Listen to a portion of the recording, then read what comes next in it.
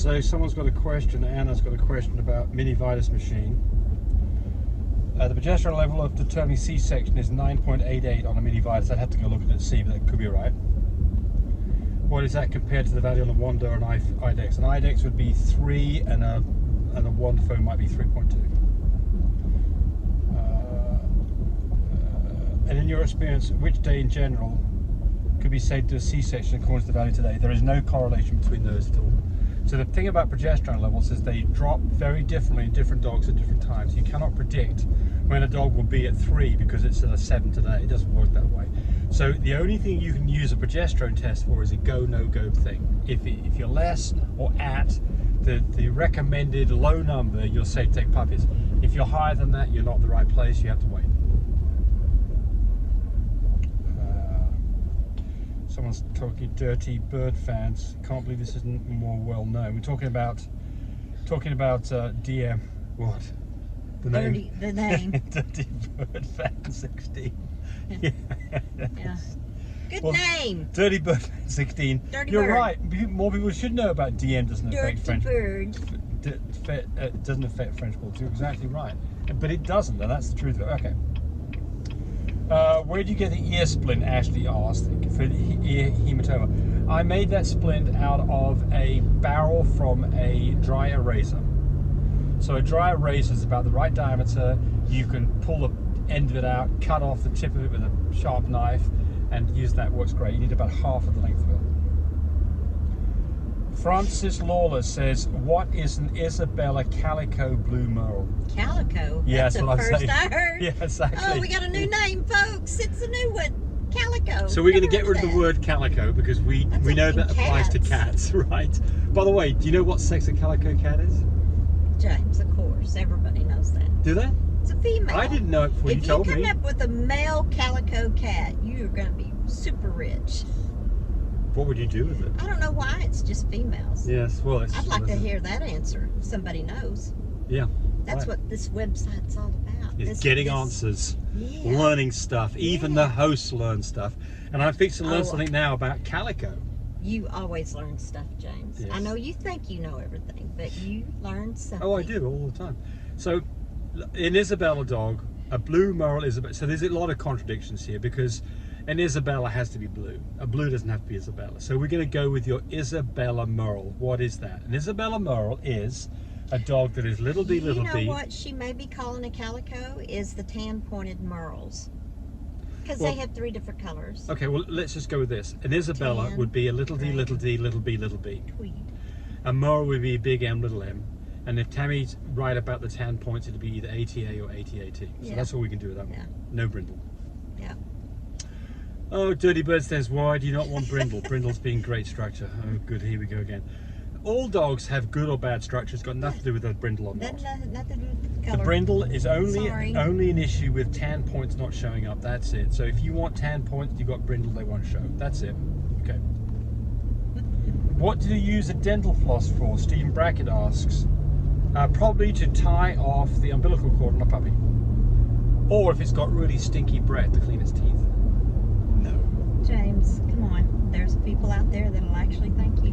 That's what How to vaccinate a puppy? Mission Man 4539 says that needle going straight down scares me. I usually keep the syringe perpendicular to the animal, but well, here's the thing about it. Here's the things that you can get wrong when you're vaccinating a dog. Well, there's a number of things you can get wrong, but the significant things is going in obliquely and going through the skin and out the other side. That is not going to work. I mean, you'll just squirt vaccine all over nothing. You're not getting the dog. If you go straight down, you've tented it up, you're not going to hit any structures, so you're safe. So that's what we do. We lift it up, pinch it, and go straight down through the middle of it. But there's more than one way to skin a cat. Don't say that either. Okay. You offend everybody anymore. Rod Marley says, I just bred a blue fawn to a Merle. The pups will be here next week. What would I expect from this litter outside of Merles? Well, we can't tell you without knowing what the Merle rest carries. of the DNA is. Yep. If the Merle carries Gotta blue, know what the DNA you'd is. get some blue dogs or partial blue dogs, and half of them will be Merles. We don't know that, do you know? So you've got to give us more info. Sorry, you got to spend some money on some DNA. Hey James, thank you for your videos. I'm wondering if you could talk about how to decide to price ship semen. I'd like to get into that with males. not where to start on the price. Okay, so I do have some ideas on this because I've done lots and lots and lots and lots of it. Generally, my rule of thumb is the cost of a stud fee should be about 10% of the average litter that dog will produce. Now, give you an example with a French Bulldog, with a blue French Bulldog. Let's say that, and of course these prices vary by date, time, location, your skill set, the quality of the puppies, and a lot of other things. But let's just play a game that we say the average size litter for a Frenchie is 4 dogs.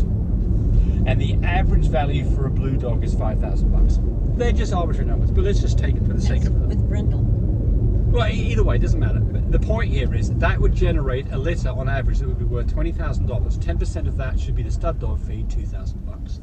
And we have a number of blue dogs that fall exactly in that category. So this is proven to work fairly well. Not with brindle. Some people would price their stud fees based on the litter that will be produced. Example would be somebody's got a full fluffy stud and they're breeding that to a full fluffy.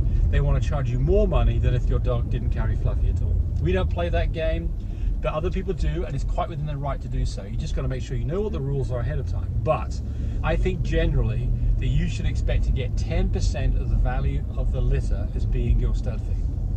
Now, there's lots of ways this could vary. Has your dog produced any puppies before? Never been used? What's the quality of the dog? How much support are you going to give them? Are you going to help them with some of the financing on the stud fee? There's lots of things that could vary in this. So that's just a general rule of thumb, but I think it gives you a starting point. So I would say typically around 10% of the value. Look, some people do it for a puppy back. That's a lot more than 10%. But, you know, there's good reasons they may want to do that, not do it. It's totally your choice as to whether or not you choose that person. And look, if you're looking to do some studying, think about us, because Cody's got 18 studs and all kinds of programs to help you be successful with guarantees to go along with it. All different kinds of DNA. All, I mean, whatever you want, he's pretty much got it. And between him and me and Tammy, we are here to help you be successful. And exactly right. He's got some deals that make this pretty attractive in terms of what you have to pay up front, what you have to pay down the road, and what you get for extra stuff when you do this. So we're about to go watch a movie. We're going to go see Barbie. Tammy's got a pink on. You can get the grandkids to it. Well, my twin granddaughters are. That's right. We're going to have fun. As always, thanks for watching. Be nice to your dogs. Bye, buddy. Encourage me to do more of these videos. But do remember, disclaimer here, I am not a vet. I'm not a licensed medical professional. I'm purely a person who's been breeding dogs for the last couple of decades. Any information that you got from this video, use at your own risk. There's nothing implied here, and certainly this should not be used as a substitute for advice from your veterinarian or your medical professional. I hope you enjoyed the video. Come back for more of them. Frisky now, come on up here.